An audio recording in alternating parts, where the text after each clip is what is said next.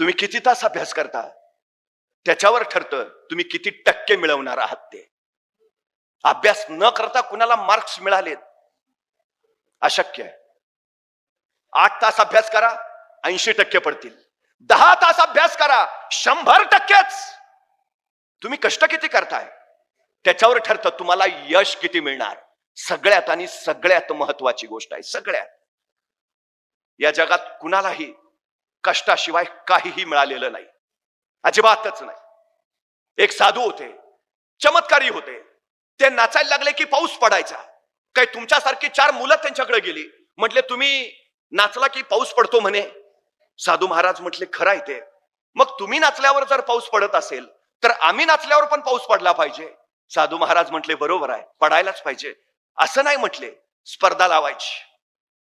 आम्ही पण नाचणार तुम्ही पण नाचायचे, बघू पाऊस पडतोय का. दुसऱ्या दिवशी पहाटे 4 वाजता ही 4 मुलं आणि ते साधू शाळेच्या मैदानावर गेले. साधू महाराज म्हटले तुम्ही सुरू करा.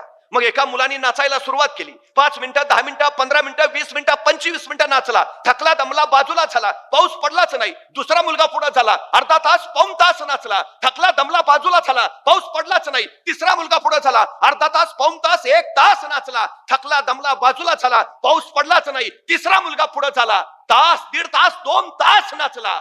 थकला दमला बाजूला झाला, पाऊस पडलाच नाही. मग साधू महाराज पुढे झाले. 12 वाजता त्यांनी नाचायला सुरुवात केली. साधू महाराज नाचत राहिले. 1 वाजला, 2, 3, 4 वाजले, 5 वाजले, 6 वाजले, 7 वाजले, रात्रीचे 8 वाजले. साधू महाराज नाचतातच आहेत. 9 वाजले, 10 वाजले आणि अचानक आभाळ भरून आलं आणि रप रप रप रप पाऊस पडायला लागला. ती मुलं म्हटली आम्ही नाचलो पाऊस पडला नाही, पण तुम्ही नाचल्यावर मात्र पाऊस पडला, कसं काय. साधू महाराज म्हटले मला फक्त 2च गोष्टी माहिती आहेत. पहिली गोष्ट मी नाचतोय म्हणजे पाऊस पडलाच पाहिजे, आणि दुसरी गोष्ट जोपर्यंत पाऊस पडत नाही मला नाचलंच पाहिजे. ही यशाची 2 सूत्र आहेत. तुम्ही अभ्यास करताय ना, यश मिळालंच पाहिजे. आणि दुसरी गोष्ट जोपर्यंत यश मिळत नाही अभ्यास केलाच पाहिजे. या 2च गोष्टींनी माणसं यशस्वी होतात, दुसरं काही नाही, अजिबात नाही. आणि एक गोष्ट नेहमी लक्षात ठेवा, सगळ्यात महत्वाची गोष्ट आहे ती अभ्यास आकलनातून होतो. अभ्यास विषय समजून घेऊन होतो. तुम्हाला आज वर्गात शिकवायचं तर तुमचे टीचर आदला अख्खा दिवस अभ्यास करत असतात. उद्या तुम्हाला वर्गात जे शिकवायचं आहे आदला 1 दिवस तुमचे शिक्षक त्याचा अख्खा अभ्यास करतात, तेव्हा तुम्हाला तासभर शिकवायला वर्गात येतात. तुमचे शिक्षक तुमच्यासाठी जर एवढा अभ्यास करत असतील तर तुम्ही किती अभ्यास करायला हवा, किती करायला हवा. कष्टाला पर्याय नाही, यशाला शॉर्टकट नसतो, हे पहिला लक्षात घेतलं पाहिजे. आणि पाठांतर, घोकमपट्टी हे तात्पुरतं यश देतील पण कायमचं अपयश पदरात टाकतील. पाठांतर करणारी मुलं जास्तीत जास्त 10वी पर्यंत यशस्वी होतात. नंतर मात्र त्यांचा ग्राफ कमालीचा ढासळतो, कारण ती घोकमपट्टीनं वर नका. आकलन करून घ्यायला हवं विषयाच, विषय समजूनच घ्यायला हवा, तरच तो चिरंतन लक्षात राहतो, चिरंतन. आणि नाही लक्षात आलं विचारा ना, टीचर्स त्याचं समाधान करायला आहेत, त्या करतातच. पण आमची अलीकडची अडचण अशी आहे, हल्ली मुलं प्रश्न विचारत नाहीत, कारण त्यांच्याकडे जिज्ञासा नावाचा गुणच राहिला नाही. इंग्रजांना इथं राज्य करायचं होतं, त्यांना मालक बनवून राहायचं होतं, आम्हाला गुलाम बनवायचं होतं. म्हणून मॅकॅलॉनची शिक्षण पद्धती बनवली, तीच मुळात गुलाम बनवणारी, ज्याच्यात जिज्ञासा या गुणांचा समावेशच नाही, अजिबात नाही. सगळ्यात महत्वाची गोष्ट आहे, तुम्हाला माहिती आहे एक काळ असा होता, देश आमचा समुद्र आमचा, पण आम्हाला समुद्रात जायचं झालं तर पोर्तुगीजांचा परवाना घ्यावा लागायचा. महाराजांनी इतका बदल केला की आता पोर्तुगीजांना आमच्या समुद्रात यायचं असेल महाराजांचा परवाना घ्यावा लागायचा. ॲबे करे नावाचा फ्रेंच प्रवास कोकणातल्या चौलच्या कार्यालयात उतरला. त्याला राजापूरच्या बंदरात जायचं होतं, पण महाराजांच्या कार्यालयातनं परवाना घेतल्याशिवाय त्याला पुढे जाता येणारच नव्हतं. तो महाराजांच्या कार्यालयात पोहोचला. आता त्यांनी परवाना घ्यावा, निघून जावं की नाही. या लोकांकडे एक विलक्षण गुण आहे, आपल्याला आपल्याबद्दल जेवढी माहिती नाही तेवढी आपल्याबद्दल परकीयांना माहिती आहे. तुम्हाला माहिती आहे 169 इंग्रज फक्त पहिल्यांदा भारतात उतरले. 179, फक्त 169, 179. इथं आल्यावर त्यांनी पहिलं काय केलं? त्यांनी भारतीयांचा अभ्यास केला आणि त्यांच्या लक्षात आलं ह्यांच्यावर राज्य करणं सोपं आहे, सोपं आहे. मग त्यांनी 1000 इंग्रज आणखी बोलावून घेतले, मग आणखी 10,000 बोलावले.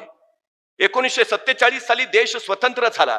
त्यावेळी या देशाची लोकसंख्या होती 29 कोटी आणि या देशात इंग्रजांची संख्या होती फक्त 1 लाख. 1 लाख इंग्रजांनी 29 कोटी जनतेवर 150 वर्ष राज्य केलं. कशाच्या बळावर? अभ्यास. तो कुठून आला? जिज्ञासेतून. जिज्ञासा तुम्हाला प्रश्न विचारायला प्रवृत्त करते. प्रश्न तुम्हाला उत्तर देतात, उत्तर तुम्हाला माहिती देतात आणि माहिती तुम्हाला ज्ञान देते. हे सगळ्यात महत्वाचं आहे. प्रश्न विचारायला हवेतच. मला कधी कधी बरं वाटतं, बरं झालं ते सफरचंदाच्या झाडाखाली न्यूटनच बसला होता. ते नेमकं सफरचंद खाली पडलं आणि न्यूटनला प्रश्न पडला सफरचंद खालीच का पडलं, आणि मग गुरुत्वाकर्षणाचा शोध लागला. मला खरंच बरं वाटतं, बरं झालं सफरचंदाच्या झाडाखाली न्यूटनच बसला होता.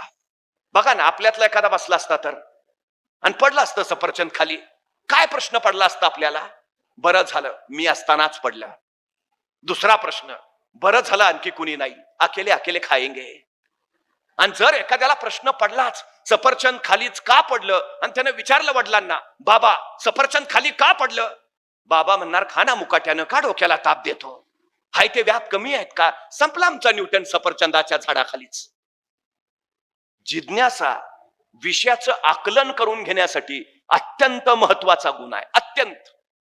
हा अबेकरे ज्यावेळी महाराजांच्या कार्यालयात आला, त्यांनी तिथल्या कार्यालयाच्या अधिकाऱ्याला पहिला प्रश्न केला, तुमच्या महाराजांचं सैन्य कमी, तुमच्या महाराजांचं सामर्थ्य कमी, तुमच्या महाराजांची संपत्ती कमी, तरी तुमचे महाराज प्रत्येक लढाईत यशस्वी होत आहेत. तुमच्या महाराजांच्या यशाचं कारण काय?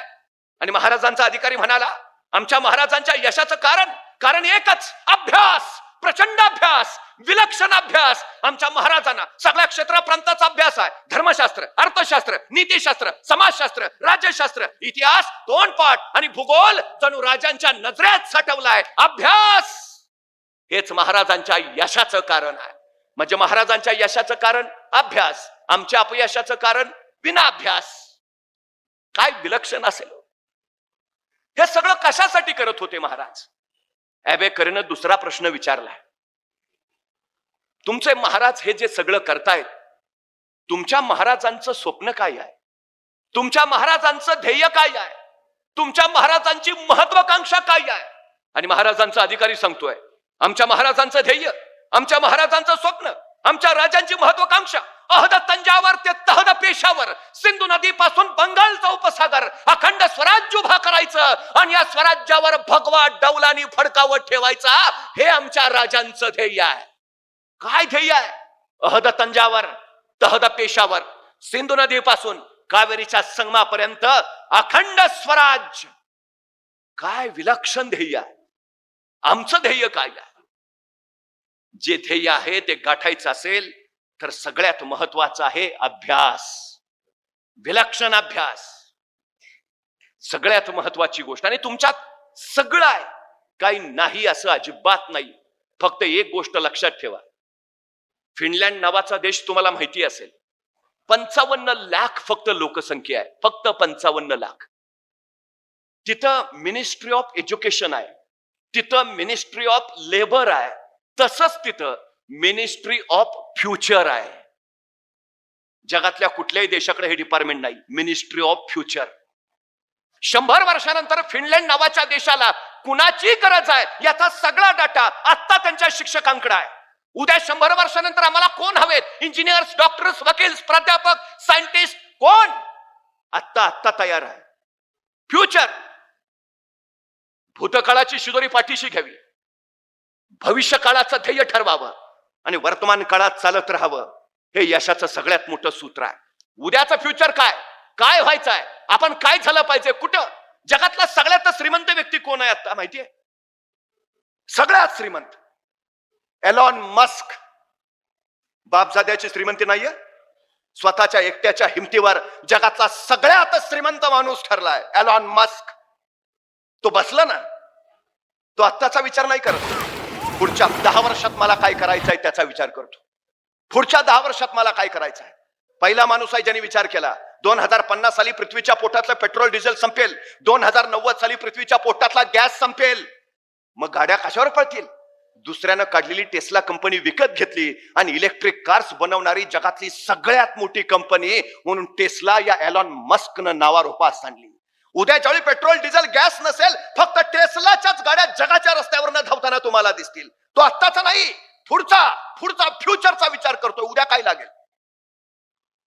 जेव्हा तो 10 वर्षाचा विचार करतो मला हे करायचं आहे, त्याच्यानंतर तो परत बसतो आणि तो ठरवतो जे मला 10 वर्षात करायचं आहे ते 1 वर्षात कसं करता येईल. इतर लोकांना जी गोष्ट करायला 10 वर्ष लागतात, एलॉन मस्क ती फक्त 1 वर्षात करतो. का? जगात सगळ्यात श्रीमंत आहे. पूर्वी देश अवकाशात यान सोडायचंय, एलॉन मस्क सिंगल पर्सन स्वतः यान अवकाशात सोडतो. अंतराळ स्थानकात सुनिता विल्यम्स अडकल्या होत्या, नासालाही शक्य झालं नाही त्यांना पृथ्वीवर आणलं.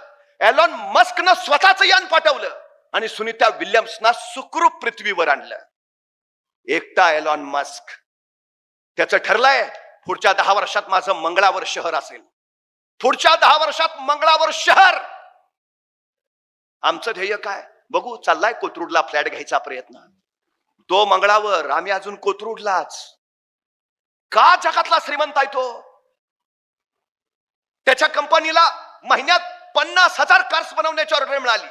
अशक्य आहे, जगातली कुठलीच कंपनी एका महिन्यात 50 गाड्या बनवू शकत नाही. पण तो एलॉन मस्क आय कॅन स्वीकारला आव्हान. पण त्याच्या कंपनीचं मशीन टूल बिघडलं, जे मिळत होतं फ्रान्सला. फोन केला, मशीन टूल हवाय. फ्रान्सची कंपनी म्हणली 2-3 दिवसात पाठवतो. 2-3 दिवस एवढा कुणाकडे वेळ आहे. त्यांनी स्वतःचं विमान काढलं, फ्रान्सला पोहोचला, मशीन टूल घेतलं. संध्याकाळी कंपनीत काम रुकना नाही चाहिए, अजिबात नाही. का? जगातला श्रीमंत आहे तो. परवा त्यांनी त्याचा 47वा वाढदिवस साजरा केला. कसा केला असेल हो? जगातला सगळ्यात श्रीमंत माणूस आहे, कसा वाढदिवस केला असेल, काय सेलिब्रेशन असेल त्याच्या वाढदिवसाचं. अख्ख्या अमेरिकेत बॅनर लागले असतील, आमचे आधारस्तंभ. काय सेलिब्रेशन असेल, कसा वाढदिवस केला माहितीये. स्वतःच्या 47व्या वाढदिवशी तो 24 तास अखंड काम करत होता. अखंड काम. त्या दिवशी तो 1 मिनिट झोपला नाही. वाढदिवसाचं सेलिब्रेशन कसं? 24 तास अखंड काम. का? जगातला सगळ्यात श्रीमंत आहे तो. याचं कारण हे आहे, सगळ्यात महत्वाचं, ध्येयाशी समर्पित क्षण त्याच्यासाठी. तेव्हा यश मिळत, तेव्हा यश. गरजेची गोष्ट आहे ती मोठं व्हायचं आहे ना, मोठ्यांचे हे गुण आम्हाला आत्मसात करावेच लागतील. मी नेहमी जाता जाता एक गोष्ट सांगतो. थॉमस अल्वा एडिसन माहिती आहे तुम्हाला, बहिरा होता. ऐकूच येत नव्हतं त्याला. ऐकूच येत नाही त्यामुळं ग्रहणच काही ज्ञान व्हायचं नाही. सबब तो मंदही होता, म्हणजे ज्ञानच नव्हतं. पण त्याच्या आईची खूप इच्छा होती एडिसननं खूप शिकावं, मोठं व्हावं. म्हणून आईनं या बहिरा एडिसनला शाळेत पाठवलं. आता तो बहिराच आहे, त्याला ऐकूच येत नाही, तर टीचरनी शिकवलेलं त्याला कळणार कसं. तरी काही दिवस एडिसन शाळेत गेला. एके दिवशी शाळेतून घरी आला. आईनं विचारलं, एडिसन कसा होता आजचा दिवस. एडिसन म्हटला, खूप छान आई.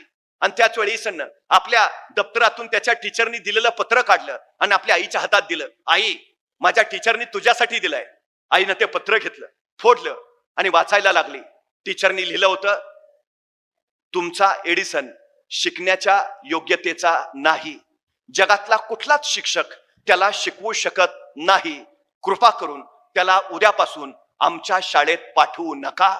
आम्ही त्याला शिकवू शकत नाही. हे पत्र वाचलं आणि आईच्या डोळ्यातनं खळ अश्रू उकळले. आपल्या आईच्या डोळ्यातले अश्रू त्या इवल्याशा एडिसननं बघितले. आई का रडते ग?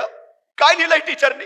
तसे आपले सरकन अश्रू आईनं पुसले आणि आई एडिसनला म्हणाली, वेड्या रडते कुठं, आनंदाचे अश्रू आहेत. का ग? काय लिहिलंय आमच्या टीचरनी?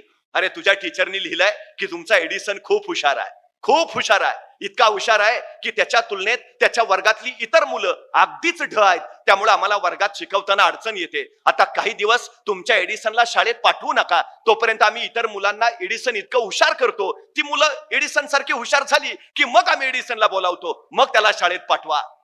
एडिसन म्हटलं, आई मी खरंच हुशार आहे. हो तर आहेच माझा एडिसन हुशार. मग आता शाळा? आता नाही जायचं शाळेत, आता घरीच शिकूया. आणि त्या दिवसापासून एडिसनची आई त्याला घरी शिकवायला लागली. एडिसनच्या आईनं आपल्या एडिसनला शिकण्याचा एकच मंत्र दिला. ती एडिसनला म्हणाली, एडिसन फक्त प्रश्न विचारत राहा, प्रश्न विचारत राहा. निसर्गाला प्रश्न विचार, जे जे दिसेल त्याला प्रश्न विचार. विचार सूर्य का उगवतो, विचार चंद्र का मावळतो, विचार विजा का चमकतात, विचार पाऊस का पडतो. प्रश्न विचार एडिसन, निसर्ग तुला उत्तर देईल. उत्तरातून तुला माहिती मिळेल आणि ती माहिती तुला ज्ञान देईल. एडिसन प्रश्न विचारायला लागला, उत्तर घ्यायला लागला. त्याला आईनं चित्रांचं 25 प्रयोगाचं पुस्तक दिलं होतं. त्या चित्रांकडे बघ आणि तसे प्रयोग कर. एडिसन ते करत होता. दिवस थंडीचे होते. एडिसन घराच्या बाहेर शेकोटी करून शेकत बसला होता. बराच वेळ झाला. अचानक आतून आईचा आवाज आला, एडिसन बस झालं, चल या आता जेवायला. एडिसन पटकन शेजारची माती घेतली, त्या शेकोटीवर टाकली आणि धावत धावत जेवायला आत गेला. तास दीड तास निघून गेला. जेवल्यानंतर परत एडिसन बाहेर आला. त्याला असं वाटलं होतं आपण शेकोटीवर माती टाकलीये म्हणल्यावर शेकोटी विझली असेल. त्यांनी बघितलं, शेकोटी विझली नव्हती, ज्वाळा थांबल्या होत्या आणि लाकडांचे निखारे झाले होते आणि त्या निखाऱ्यांच्या केशरी रंगात सगळा परिसर नाहून गेला होता. एडिसनला प्रश्न पडला, मगाशी तर लाकडं ज्वाळेच्या रूपात जळत होती, मग आता का नाही? मी त्यांच्यावर माती टाकली, मग लाकडं विझली का नाही? ती निखाऱ्यांच्या रूपात का जिवंत आहेत? अभ्यास, आकलन, ह्या सगळ्यातून एडिसनच्या लक्षात आलं, लाकडांना जोपर्यंत ऑक्सिजनचा अखंड पुरवठा होत होता, लाकडं ज्वाळेच्या रूपात जळत होती. आपण त्यांच्यावर माती टाकली, सबब ऑक्सिजनचा पुरवठा खंडित झाला, पण ऑक्सिजन अभावी लाकडं विझली नाहीत, ती निखाऱ्यांच्या रूपात जळत राहिली. मिळालेल्या याच माहितीचा वापर एडिसन आपल्या प्रयोगात केला. त्यांनी निर्वात परीक्षा नळी घेतली, त्यात एक विद्युत तार टाकली. ऑक्सिजन नसलेल्या परीक्षा नळीच्या त्या विद्युत तारेत त्यांनी विद्युत प्रवाह सोडला. ऑक्सिजन अभावी तार जळाली नाही, ती फक्त तप्त तप्त होत राहिली. इतकी तप्त, इतकी लालबुंद झाली की अख्खी खोली उजळून काढली. आणि एडिसनला विद्युत बल्बचा शोध लागला. सगळी सृष्टी प्रकाशमान करण्याचं श्रेय एडिसनच्या या प्रयोगाला जातं. बहिरा असलेला एडिसन हे जग उजळवणारा ठरला. एक नाही, दोन नाही, तीन नाही, तब्बल 10,000 शोधांचा जनक म्हणून हा एडिसन नावाचा शास्त्रज्ञ प्रसिद्धीस आला. वयाच्या 40व्या वर्षी त्याची आई निर्वतली आणि आईच्या मृत्यूनंतर आईची खोली आवरण्यासाठी तो आईच्या खोलीत गेला. आईची तिथे ट्रंक होती. ती ट्रंक सावरताना त्या ट्रंकेत 40 वर्षापूर्वी त्याच्या शाळेच्या टीचरनी दिलेलं पत्र त्या एडिसनला सापडलं. थरथरत्या हाताने ते पत्र त्यांनी उघडलं. शाळेच्या टीचरनी लिहिलं होतं, तुमचा मुलगा शिकण्याच्या योग्यतेचा नाही, जगातला कुठलाच शिक्षक त्याला शिकवू शकत नाही, कृपा करून त्याला आमच्या शाळेत पाठवू नका. हे पत्र वाचताना एडिसनच्या डोळ्यातनं खळ खळ खळ अश्रू उखळायला लागले. मी शिकण्याच्या योग्यतेचा नसतानाही माझी आई मला सांगत राहिली, एडिसन हुशार आहेस, हुशार आहेस, हुशार आहेस. आईच्या त्या प्रोत्साहनाच्या बळावर तो एडिसन 10,000 शोधांचा जनक झाला. पाठीवर टाकलेली कौतुकाची थाप प्रोत्साहन देणारी ठरते. कमतरताना बाजूला करावं, जे नाही त्यावर विचार करत वेळ घालवण्यापेक्षा जे आहे त्याचा उपयोग करीत पुढे जावं, हे यशाचं सर्वोत्तम सूत्र आहे. शिकण्याची योग्यता नसलेला एडिसन जर आज प्रत्येक शाळेच्या विज्ञानाच्या पुस्तकात आपल्याला भेटत असेल, तर बहिरा मंद माणूस काय करू शकतो याचं हे उत्तम उदाहरण आहे. आपण तर धडधाकट आहात, उत्तम आहात, सर्वोत्तम आहात. आपण आणखी सर्वोत्कृष्ट ठरावं ही या पाठीमागची अपेक्षा आहे. आपल्या उद्याच्या भविष्यासाठी मी मनपूर्वक शुभेच्छा देतो. खरं तर आई मुलाची पहिली शाळा असते आणि शाळा मुलाची दुसरी आई असते. या आईच्या कुशीत तुम्हाला उद्याचं भविष्य आणि तुमचं आयुष्य घडवणारे संस्कार मिळत आहेत, ही अत्यंत महत्वाची गोष्ट आहे. मी लोकसेवा प्रतिष्ठानला, लोकसेवा स्कूलला सन्मान्य दीपकजी पायगुडे आणि आपण सर्व शिक्षक प्राध्यापक आणि आपण विद्यार्थी आपल्या सगळ्यांना मनपूर्वक शुभेच्छा देतो आणि थांबतो. धन्यवाद.